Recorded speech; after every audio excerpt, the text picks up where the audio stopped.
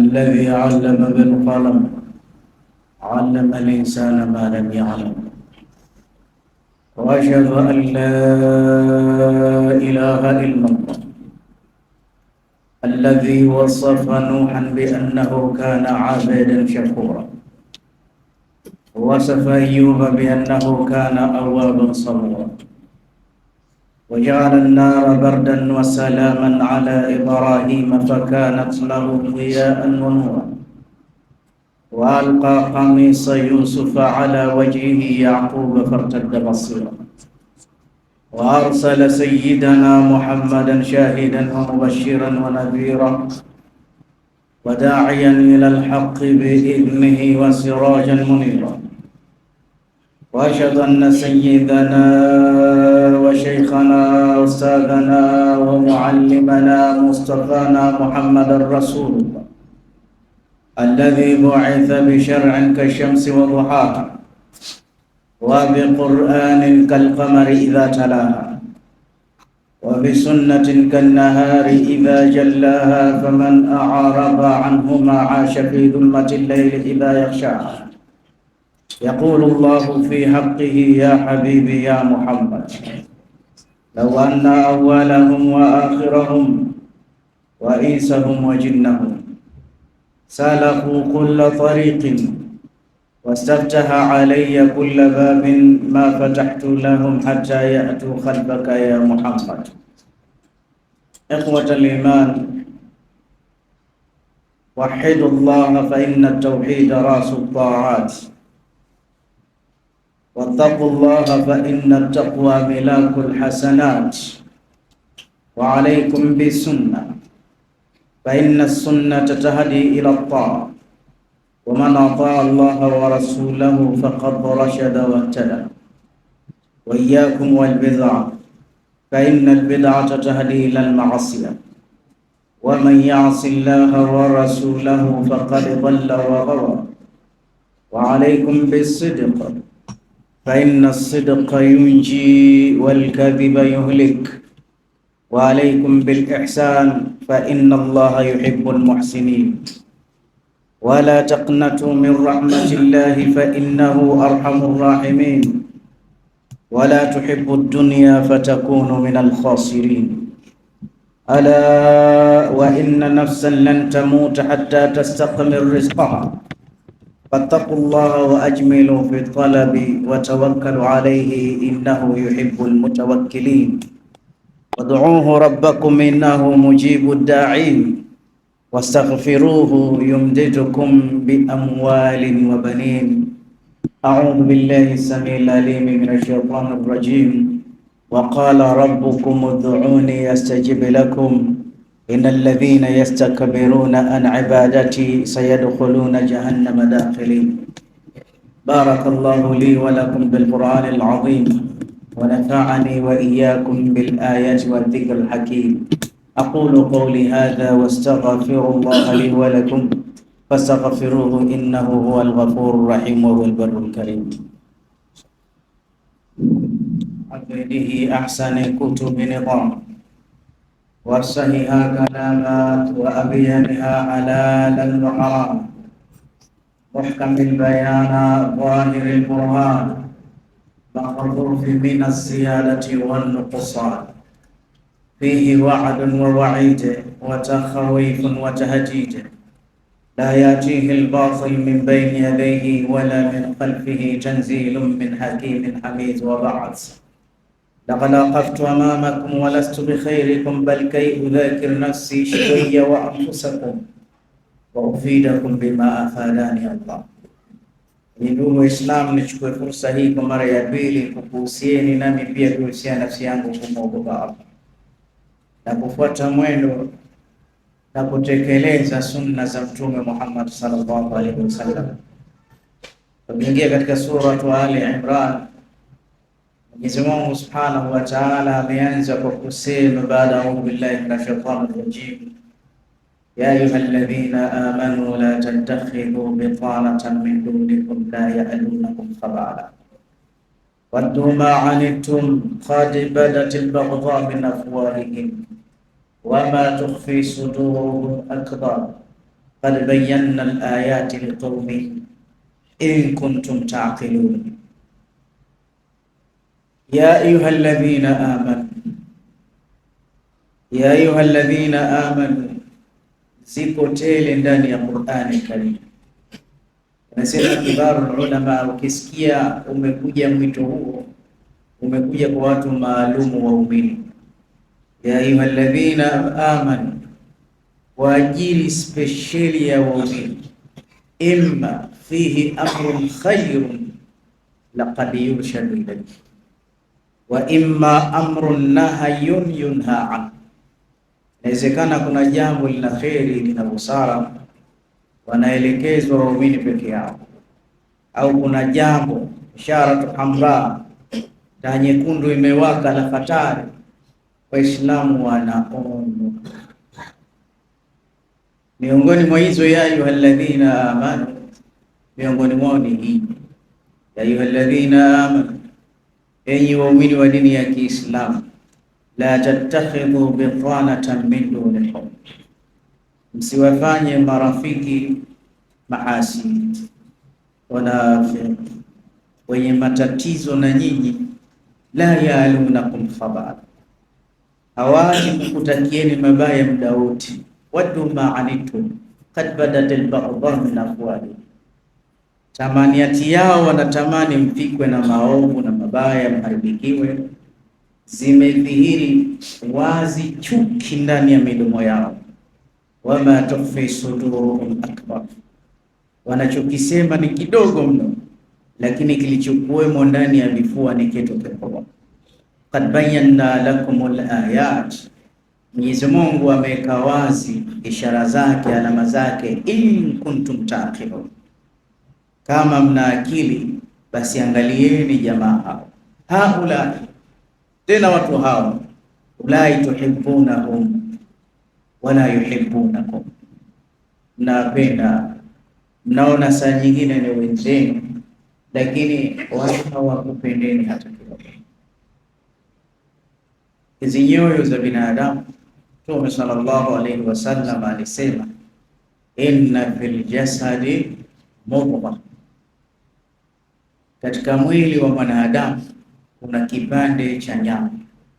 Ikumbukwe binadamu ana viungo 360, lakini kuna kiungo kimoja hichi anasema idha salahat au idha sulihat salaha aljasadu kullu. Kiungo hicho kikitengenezeka, jicho limetengenezeka.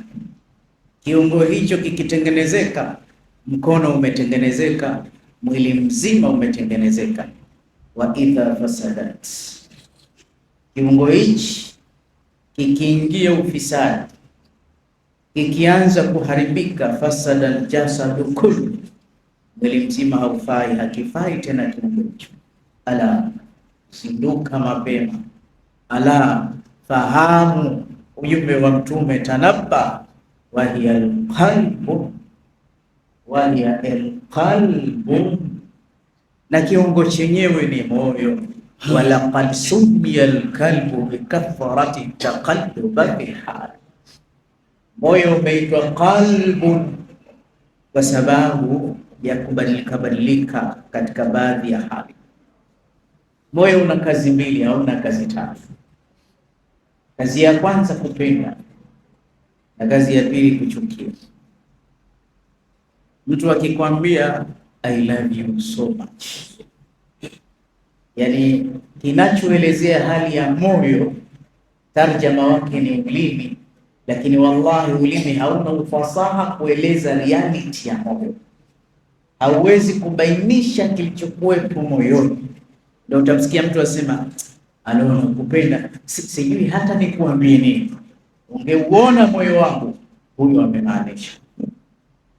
Na akikwambia I say na kuchukia, kaa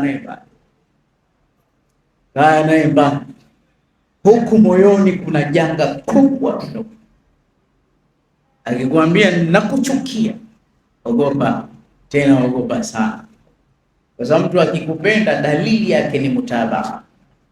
ni kuanza kukufuata, kukuigiza, kuvaa kama wewe, kutembea kama wewe. Mahaba, huyo unakupenda. Angalia, nimevaa kilemba, nimevaa kanzu. Hii ni ishara ya mapenzi ya Mtume Muhammad. Na maana moyoni kajaa. Sababu kilemba hakivaliwi kichwani, kinavaliwa moyoni. Kanzu haivaliwi mwilini, moyoni. Na ndio maana hata wengine hawawezi kuiba mapenzi.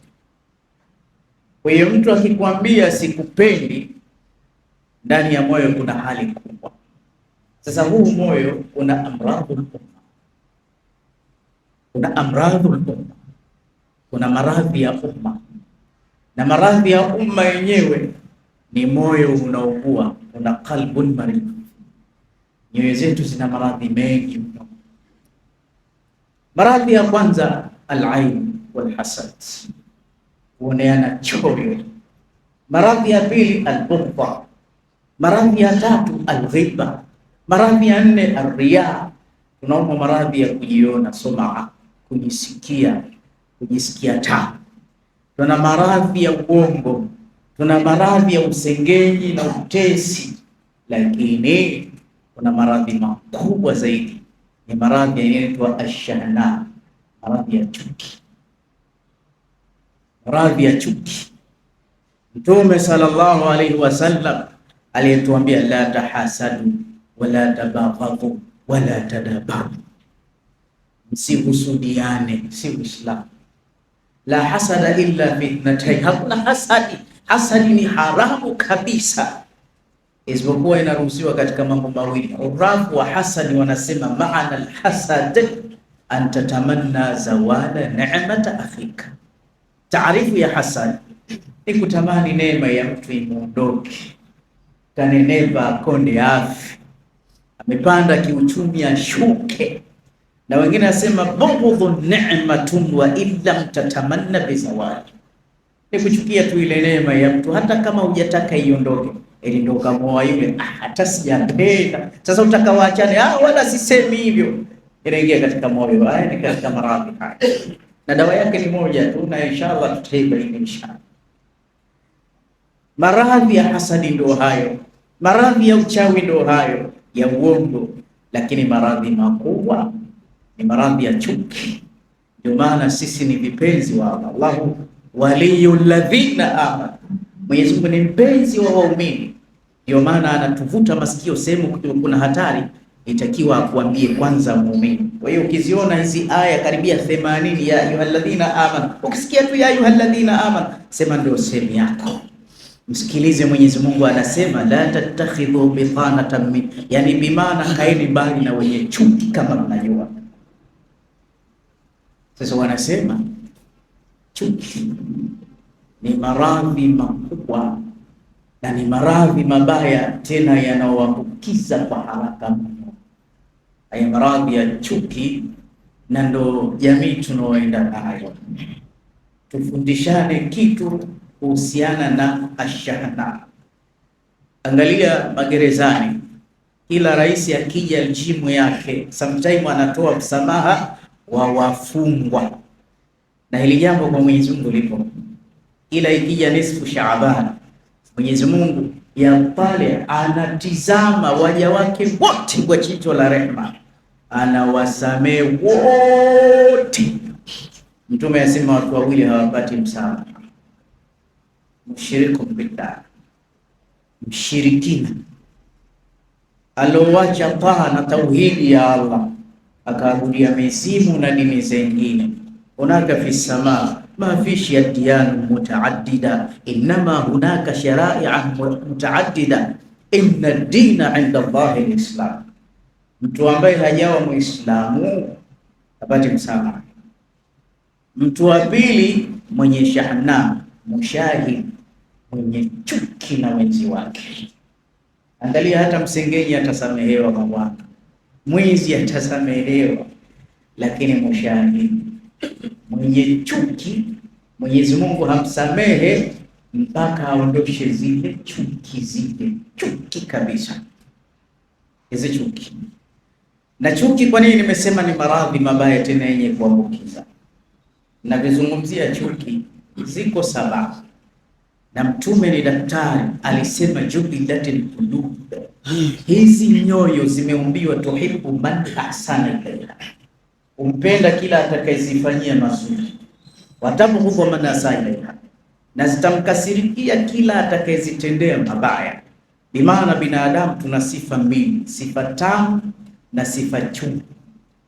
Ukiigusa ile sifa tamu ya mtu ukamsifu au kailo aisee, wewe ni mtu mzuri sana, japo si mzuri.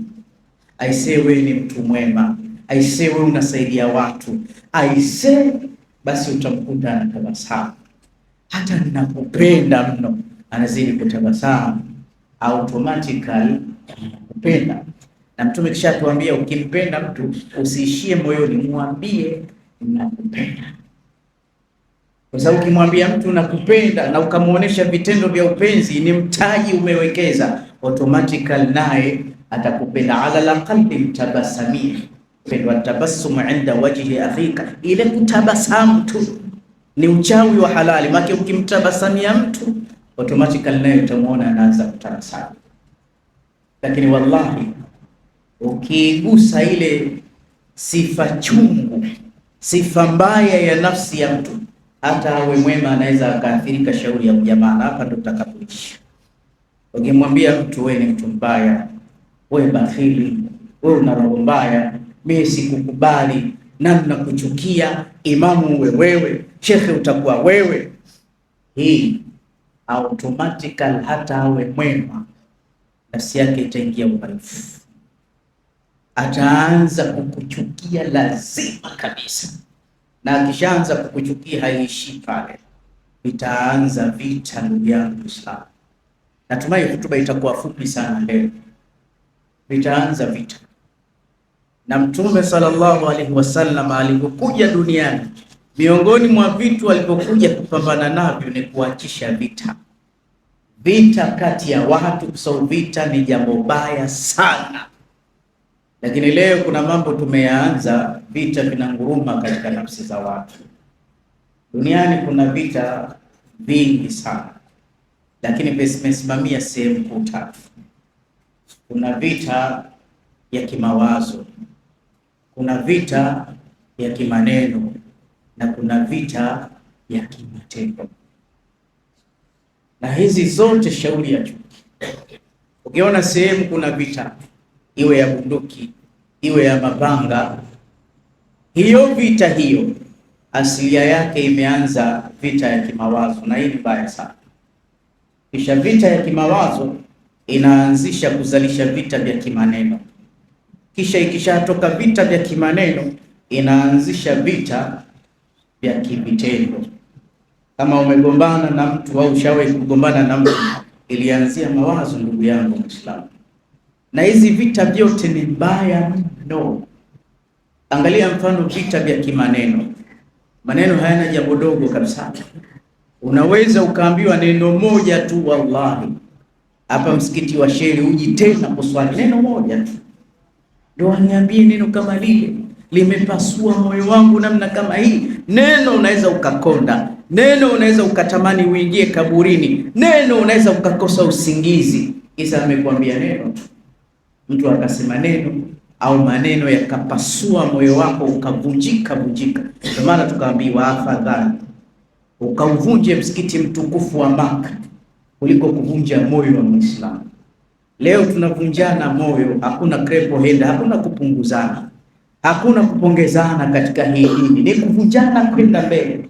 Na ushavunjwa sana wewe, tena umevunjwa na Waislamu wenzio. Angalia vita ya kimaneno. Nilikutana na mama mmoja, kaambiwa maneno tu wala si matendo. Kaambiwa na watoto wake, we mwanga mama, we mchawi mama. Hilo jambo tu hilo limemshughulisha, amechukua maamuzi atakafanyiwe. Hivi ni vita vya kimatendo, hivi ni vita vya kimaneno. Kisha yakishaanza maneno inazalika vita ya kivitendo, vita vya kivitendo. Tasikia mtu sasa anachukua banga anaenda kuua mtu. Yalianzia mawazo, yakaja maneno, kisha yakaja matendo. Lakini sasa kwa statement hii, ukweli wa mambo, vita yote hii ni cha mtoto, japo utaona mtu kachinjwa, japo utamuona mtu kasemwa, yote ni vita ndogo Waislamu. Lakini vita ya kimawazo ni vita kubwa hatari. Inawezekana huko msikitini tumekaa, lakini kuna vita ya kimawazo ina trendi tena, inapigana kwa kasi tena, si ajabu inapigana na huyo khatibu wale. Unafahamu vita ya kimawazo ni mbaya sana, na hii vita ya kimawazo ni kali kwa sababu watakatifu wengi watakwenda motoni. Na kwa nini watakwenda motoni? Kwa sababu nyoyoni mwao kuna mafundo, kuna vita inaendelea. Kwa sababu binadamu wengi huhukumu kwa hivi vita ya nje tu. Atahukumiwa mtu, atakamatwa kwa sababu kasema maneno na ushahidi wa maneno yake haya tumemrekodi. Atakamatwa kwa sababu kamtukana rais, au atakamatwa mtu atashtakiwa kwa sababu kapiga, kafanya matendo. Lakini hii vita ya kimawazo hii haionekani. Hivi sasa hata ukiamua kumtukana rais, ndugu yangu, kimawazo mtukane tu, hutochukuliwa sheria yoyote ile. Hakuna anayekuona, anayekuona ni Allah. Na hii vita ya kimawazo ndio inatengeneza ugonjwa unaitwa an-nifaq, ugonjwa wa unafiki. Walimuonesha Mtume sallallahu alaihi wasallam meno, lakini ndani ya vifua vyao kulikuwa kuna chuki kubwa. Na Allah anasema, unakuta watu walivyo, tahsabuhum jami'an wa qulubuhum shatta, utawaona kama wako pamoja, lakini nyoyo zao ziko mushattata. Kuna mafundo makubwa tena mazito. Sifa za waumini wa peponi: hawana dhiki, hawana fundo, hawana chuki na yoyote, hawana chuki na yoyote. Na moyo huu, jitahidi moyo wako usalimike, usiingie ufisadi. Una njia 4 za kuharibu moyo wako. Moyo unaharibika kwa njia 4. Miongoni mwa njia 4, njia ya kwanza, ukikubali tu kupokea maneno. Mtume sallallahu alaihi wasallam aliwakataza masahaba, akaambia msiletee maneno, nataka niondoke na moyo msafi, nisimwekee mtu kifundo. Alikataa kupokea maneno. Lakini wewe unafanya kutafuta kabisa, nani kansema niambie, sabaka mambalagaka sabba, imetosha, amekutukana vikubwa, anayekupelekea matukano. Mtu akikwambia bwana na habari, kataa hizo habari, usiharibu moyo wako kabisa. Binadamu ndio walivyo, katika zuri watasema na hata katika baya watasema, haya maumbile yao. Wewe ni kuwafungia masikio, la sivyo utabeba mengi na moyo wako utachafuka sana. Hii vita ya ndani kwa ndani ni mbaya kwa sababu ina makundi makuu matatu. Vita ya moyoni ina makundi makuu matatu. Sehemu yake ya kwanza kabisa ni kujidhania wewe mwenyewe vibaya. Kuna baadhi ya watu anajidhania vibaya tu, basi mimi nitashindwa, mimi siwezi kufika pale, kajikatia tamaa. Ikiwa wewe mwenyewe unajidhania vibaya namna hii, sijui waliokuwa mbele yako kama watasalimika. Sehemu yake ya pili, vita ya mawazo, ni wewe kuwawazia watu vibaya. Jamani, haya ni makosa. Ijtanibu kathiran min dhana zimetujaa, tena tuna dhana mbaya kabisa. So dhana ndio inaleta maneno na matendo. Kuna baadhi ya watu kazi yao kudhania watu vibaya, hatizani hata awamu ya watu. Akimuona tu amna kitu, wale wezi tu, tamaa imekaa mbele, wale matapeli tu, kila mtu moyoni anamtia ila. La, kumbe muumini wa sawa hatakiwi hata kuwa na dhana mbovu, hasa kwa Waislamu wenzie. Maimamu tunadhania vibaya, wanazuoni tunadhania vibaya, au mashehe wetu wanaotuongoza tunawapa sifa mbaya ndani ya mioyo yetu. Ndio maana mtu mpaka anasema dhana mbaya ni Ibilisi. Usimdhanie. Mtume amesema dhana haiepukiki, lakini ikija fala tuhaqiquhu, usihakikishe. Wewe una dhana moyoni tu mpaka unaibua, atakuwa amezini, atakuwa ameiba, atakuwa ameua. Nilivyomuona tu unamwekea mtu dhana mbaya katika nafsi yake. Kwa hiyo jambo la kwanza kabisa, au jambo la pili, kuwadhania watu vibaya. Na sehemu yake ya tatu ni wewe kudhaniwa vibaya, wewe mwenyewe kudhaniwa vibaya. Kuna baadhi ya watu wana bahati mbaya, hata akitoa maskini video yake comment zinakuwa mbaya, anadhaniwa vibaya. Basi hizi dhana tatu zikizalika katika moyo, zinaleta maneno, zinaleta matendo. Kwa hiyo mwenye ambaye moyo wake una vita na watu, nje tutamwona ni msafi, lakini moyo wake mweusi. Na hata wewe hapo ulipo, kuna watu unakubali na wengine huwakubali. Ukiambia hebu lete sababu, huna hata sababu. Haya ni maradhi. Mtume aliyaona maradhi kama haya, akatuletea imani. Mtu mwenye imani ambaye ina level ya hali ya juu hawezi kuwa na vitu kama hivi. Sasa Waislamu wenzangu, sisi tuishi kwa mnasaba wa aya. Allah sema la tattakhidhu bitanatan min dunikum la yalunakum khabala, msipende kuwafanya marafiki mahasidi wanafiki, kwa sababu hawaji kukutakieni mabaya, wanatamani mfikwe na mabaya. Qad badatil baghdha min afwahihim, zimedhihiri wazi chuki katika midomo yao. Ukimwona mtu unamsalimia na haraka, ananuna tu, ananongwa tu, unamsikia anakusema chini tu, tambua huyo ni hasidi wako, si umkumbatie. Maana kuna mtu mimi sijali. Hasidi alivyo kumwepuka ni muhimu, kwa sababu yale maneno yake yanaweza yakaharibu. Kaa naye mbali. Mwenyezi Mungu ameweka wazi hizi alama, mkiwa mna akili angalieni. Kisha Allah asema haula, watu hao tuhibunahu, wallahi mnawapenda.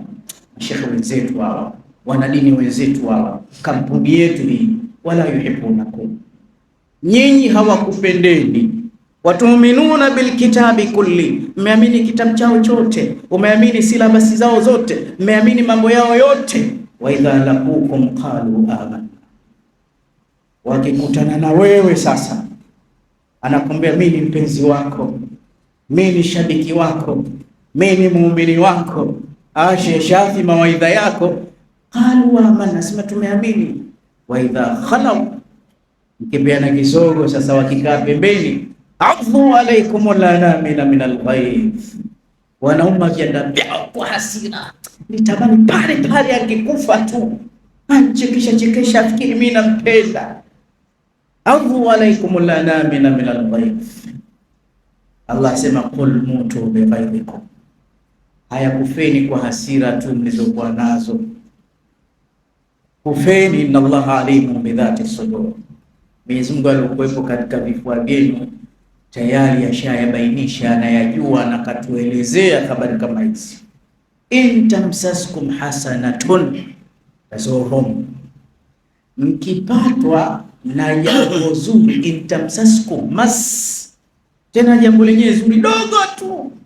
Umenunua maskini kibaskeli, maskini ndio umepata sijui kijitabu, umekialafu kitabu kimoja, yani masi kidogo tu, tazuhum, ndo hawala, wanaumia kweli kweli. Tusibukum sayya, maraki asaba ni masi na ziada.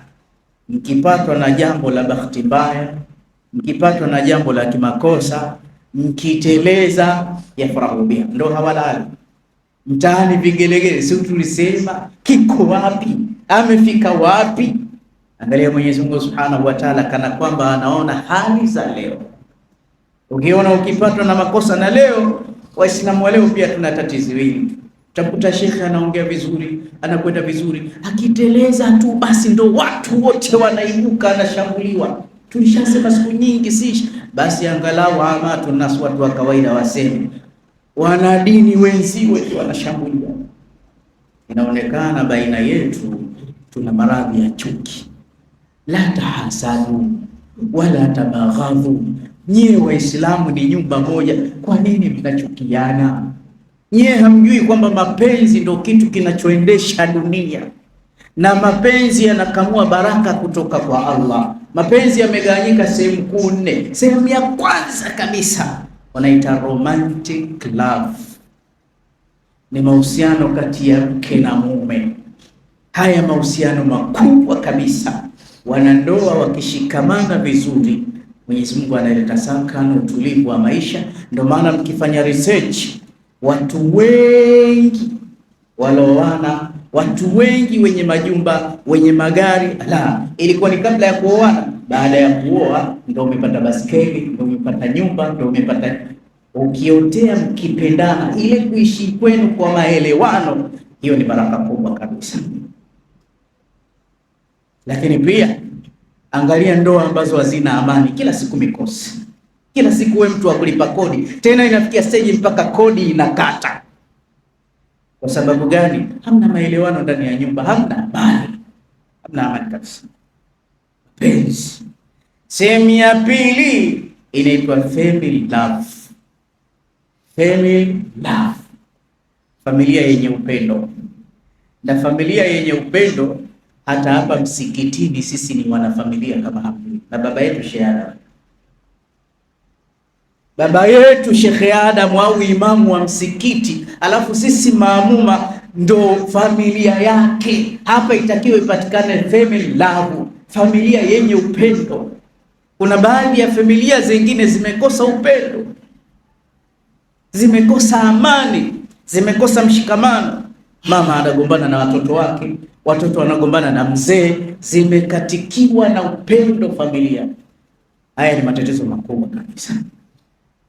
Na upendo wa tatu, friendly love, ni upendo wa kirafiki na kijamaa. Lakini upendo wa mwisho ni upendo wa Allah wa waja wake.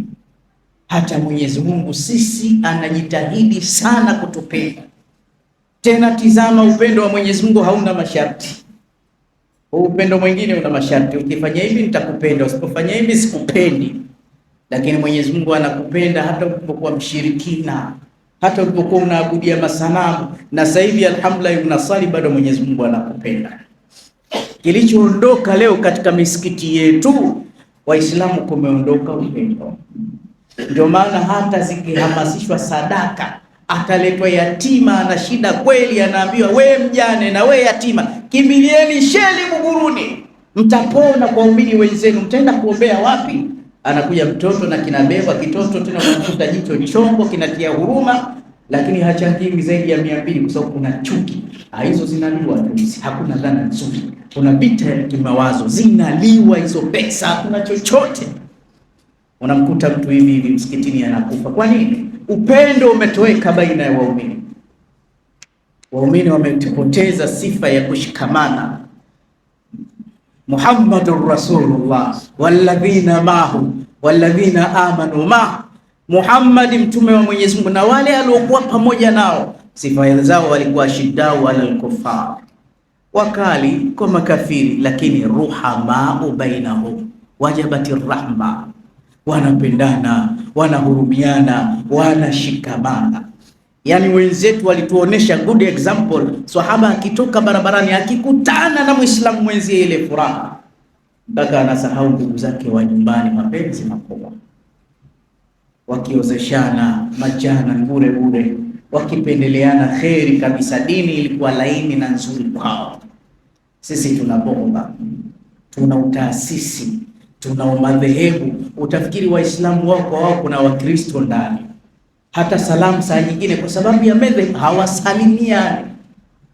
hawasalimiani, wamekatana, wamepeana mikono. Mapenzi yameondoka. Zamani ilikuwa Ijumaa kama ya leo, basi utamkuta mzee mmoja msikitini anaanza kusema bwana, nishaweka oda Sheikh Adam, Sheikh fulani na fulani na fulani, insha Allah tukitoka Ijumaa chakula cha mchana kwangu, au idi ndogo au idi kubwa. Leo ni Idi al-Fitri, insha Allah Waislamu mnaalikwa kwa mzee fulani. Haya alikuwa zamani, hivi sasa hayapo tena. Wakishamaliza idi pale uwanjani wanaitana haraka haraka, mwingine asiongeze idadi. Yuko wapi dada? Yuko wapi kaka? Mwambie waingie kwa gari tuondoke. Na akija mtu from Moya, bwana vipi, ndio mnaondoka? Ndio, tutakutana Ijumaa ijayo. Asije akaingia. Upendo hakuna tena, umetawanyika. Upendo hakuna. Na nikwambieni tukufunga maneno yangu, kwa namna hii tutachelewa sana, hatutoboi. Kwa sababu mpango wa Mungu, kila mtu hawezi kuwa tajiri, kila mtu hawezi kuwa msomi, kila mtu hawezi kuwa mjinga. Qiwamul hayat, Abdullah bin Umar anasema qiwamul hayati bi arba'in, maisha yana miguu minne: alimun wa jahilun, ghaniyun wa faqirun. maisha yalivyo, kuna tajiri, kuna maskini, kuna msomi, kuna mjinga. Sasa ili maisha yaende, watu wanategemeana. Katika nchi ya Tanzania, tena si Tanzania, dunia nzima, hakuna wenye pesa kama Waislamu. Usiniambie bwana. Tunasali na matajiri huko kanisani, hawapo. Nenda pale kapande daladala pale, kila daladala unaoingia ukiangalia tiketi, Hashimu Abdallah, Othmani Juma, Saleh Muidini, kila daladala unakuta Waislamu ndio wanamiliki daladala. Nenda Zanzibar pale, Kilimanjaro, sijui nini, Marini, kila meli ukiigusa ya Waislamu. Twende Ubungo, sijui Mbezi kwa Magufuli, kila basi unaoitizama mpaka jina la nje, Muhammad Transport, sijui Transit, kuna Taqwa, kuna Tahmid, kuna Tashrir, kuna Tayassar. Haya, niambie, hivi Taqwa kweli itakuwa ya Joni? Ili jina la Taqwa linakujaje? Pia mabasi mengi ya Waislamu. Sinimalize maneno, masnaati, makampuni, kuna Zakaria, sijui kuna Mo, kuna Bakhresa, sijui kuna Home Shopping, kuna GS, wote Waislamu. Angalia hali za Waislamu wenyewe sasa, taabani. Ukijua tumechoka, waumini wetu matajiri sana, lakini pale unapotokea mkutano labda wa Waislamu na wasiokuwa Waislamu, sana mashehe wetu wanaenda na vibaskeli, amezidi sana kipikipiki, na kama ana gari labda sijui ndio mufti, basi wao kila siku wakupewa lifti. Lakini upande wa kushoto wenzetu, wewe unaingia na Hama, wewe unaingia na Jeep, V8, Mercedes Benz, hawana uwezo kama sisi, lakini wenzetu wanashikana, wanabebana hatari au achana. Ndio maana hata nyumba zao za ibada, unafanya mchezo. Kanisa ya maana, na kila sehemu ya kanisa kuna parokia, na mbali ya parokia kuna mashule. Manake mhimili wa jamii ni sehemu ya ibada na mashule. Wenzetu wamewekeza katika mashule. Kama watapata ruzuku serikalini, wao watapata kuliko sisi. Hapa Buguruni haraka. Kama kuna hospitali ya Kiislamu itakuwa moja, na kama kuna moja basi 10 za Wakristo. Lakini sisi eti ndio tuna connection Saudia, mafuta yetu, Irani, Waislamu wenzetu, sijui Qatar, nchi za Kiislamu. Umekuja msaada mkubwa, nyama ya mbuzi khalas. Na hiyo nyama ya mbuzi yenyewe ikifikia msikitini kwa shahada mwinabakia huko, haiendi hata kwa waumini. Kima cha chini tu tulivyotawaliwa na chuki, zije hizi ng'ombe za Waturuki, habari kubwa. Imamu jasho linamtoka, ng'ombe 6 kwanza kaficha nyumbani kwake. Tunaenda wapi Waislamu namna hiyo? Waislamu wadogo wanyonge. Na ndio maana sasa hivi hatutaki. Ukija uchaguzi mnakuja msikitini, inshallah tukomboane Waislamu, tukombe. Yani Waislamu tuna asili ya tubebani, tunakupa kula vizuri. Ukienda bungeni kimya, ushatusahau. Hata juzuu uleti hapa msikitini, uleti msikitini. Leo maajabu, Mkristo utamkuta mara anakuja kujenga msikiti. Inakuwaje Waislamu? Chuki imetutawala sana. Namna hiyo hatufiki mbali. Na haya lazima tuyaseme. Waislamu waliokuwa juu, tupeane basi, tusaidiane basi, kula na ndugu yako basi. Tunaona vyoni wakubwa, vijana wamesoma Qur'ani hatari, hawana hata pa kushika, maskini wametupwa. Mwisho kabisa unakuta vijana wamehifadhi Qur'ani, waimba muziki. Sasa sinikumalizie kabisa, hao wasanii wa bongo movie, sio bongo movie, hao waimbaji muziki wote wamekaa chuoni,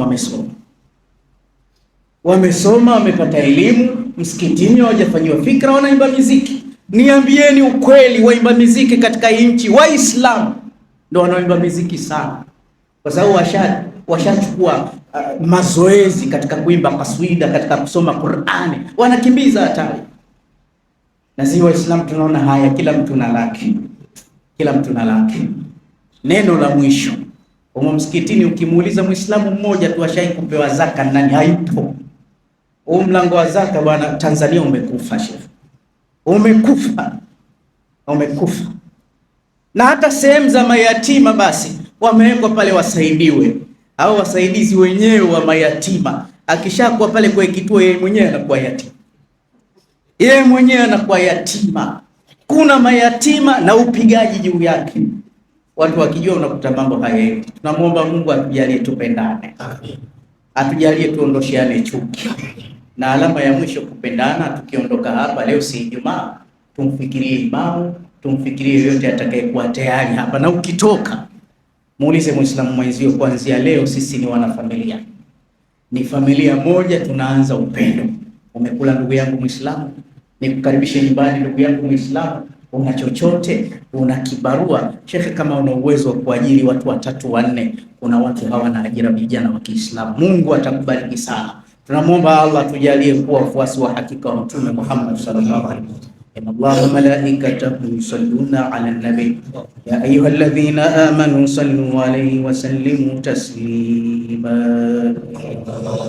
Allahumma salli ala nabiyyir rahmati wa shafi'il ummati adada ma ahata bihi ilmuka wa sarhu kitabuka wa dhamma wa ala alihi wa man nasarahu fi kulli muhimma, خصوصا منهم ذي الأصل الأريق أمير المؤمنين سيدنا أبي بكر الصديق الأواب الناطق بالصواب أمير المؤمنين سيدنا أبي حفص عمر بن الخطاب، ولا جامع القرآن أمير المؤمنين سيدنا عثمان بن عفان، وعلى أسد الله غالب إمام المشارق والمغارب أمير المؤمنين سيدنا علي بن أبي طالب، وعلى ولديه سيدين أبي محمد الحسن وأبي عبد الله الحسين، وعلى أمهما الزهراء البتول، وعلى عميه المعظمين عند الله والناس المطهرين من الدنس والأرجاز أبي عمارة الهمزة وأبي الفضل العباس، وعلى بقية العشرة المبشرة الذين بايعوه تحت الشجرة، طلحة الفياس والحواري الزبير وسعد الهدى وسعيد الخير وعبد الرحمن الزكي شاكر، وأبي عبيدة الزاهد الزاهر رضوان الله تعالى عليهم أجمعين إلى يوم الدين. اللهم أعز الإسلام والمسلمين وأذل الشرك والمشركين وانصر جيوش المسلمين ونكس أعداءك أعداء الدين واختم لنا بخير منك يا أرحم الراحمين. اللهم اغفر للمؤمنين والمؤمنات والمسلمين والمسلمات الأحياء منهم والأموات. ربنا آتنا في الدنيا حسنة وفي الآخرة حسنة وقنا عذاب النار برحمتك يا أرحم الراحمين. عباد الله، إن الله يأمركم بالعدل والإحسان وإيتاء ذي القربى وينهى عن الفحشاء والمنكر والبغي يعظكم لعلكم تذكرون. فاذكروا الله العظيم الجليل يذكركم واشكروه على نعمه يزدكم واسألوه من فضله يعطكم ولذكر الله أعز وجل وأكبر. وأقيموا الصلاة.